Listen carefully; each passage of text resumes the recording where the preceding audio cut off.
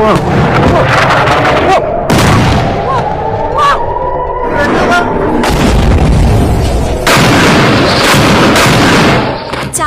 ঈদের স্পেশাল অভিযান হিসেবে তেল আবিবে এক প্রকার তাণ্ডব চালিয়েছে ইরান।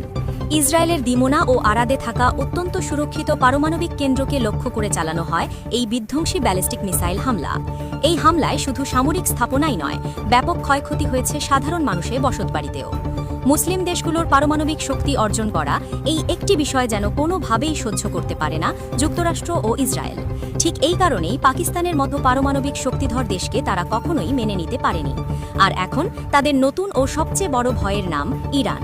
তেহরান গোপনে পারমাণবিক বোমা বানাচ্ছে এই এক সন্দেহেই বছরের পর বছর ধরে ট্রাম্প ও নেতানিয়াহু বাহিনীর ঘুম হারাম। ইরানের পারমাণবিক কর্মসূচি যে কোনো মূল্যে রুখে দেওয়াই তাদের প্রধান লক্ষ্য। আর তাই আন্তর্জাতিক আইনকে বৃদ্ধাঙ্গুলি দেখিয়ে বারবার ইরানের স্পর্শকাতর স্থাপনাগুলোতে হামলা চালিয়েছে তারা। এমনকি এবারের চলমান যুদ্ধে ডোনাল্ড ট্রাম্প স্পষ্ট ঘোষণা দিয়েছিলেন যে তিনি ইরানের পারমাণবিক কেন্দ্রে হামলা করবেন না, কিন্তু তার সেই প্রতিশ্রুতি তুড়ি মেরে উড়িয়ে দিয়ে ইসরায়েল ঠিকই ইরানের অন্যতম প্রধান পারমাণবিক কেন্দ্র নাতানজে বোমা বর্ষণ করে বসে। কিন্তু নেতানিয়াহুর দেশ হয়তো কল্পনাও করতে পারেনি এই দুঃসাহসিক হামলার কি ভয়াবহ ও নির্মম প্রতিশোধ নিতে যাচ্ছে ইরান। নাতানজ পারমাণবিক স্থাপনায় হামলার কড়া এবং সরাসরি জবাবে এবার ইসরায়েলের সবচেয়ে সুরক্ষিত ও সংবেদনশীল জায়গা দিমোনা পারমাণবিক রিসার্চ সেন্টারে শক্তিশালী ব্যালিস্টিক মিসাইল ছুড়েছে ইরানের বিপ্লবী গার্ড বাহিনী বা IRGC। আর এই এক আঘাতেই তছনছ হয়ে গেছে ইসরায়েলের দক্ষিণাঞ্চলীয় ওই এলাকা। আন্তর্জাতিক সংবাদ মাধ্যম আল জাজিরার এক প্রতিবেদন অনুযায়ী ইরানের এই বিধ্বংসী হামলায় ইসরায়েলের দিমোনা ও আরাদ শহরের শতাধিক মানুষ আহত ও নিহত হয়েছেন। আহতদের অনেকের অবস্থাই আশঙ্কাজনক।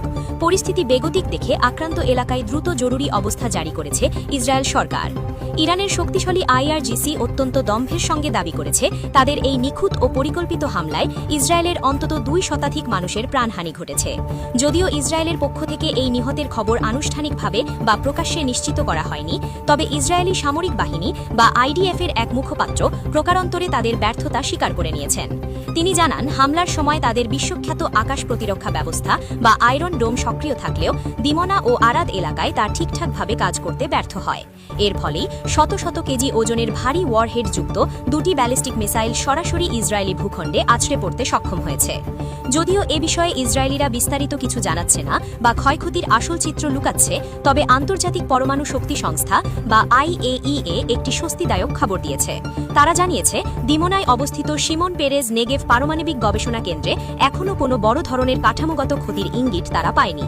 ওই এলাকায় কোনো অস্বাভাবিক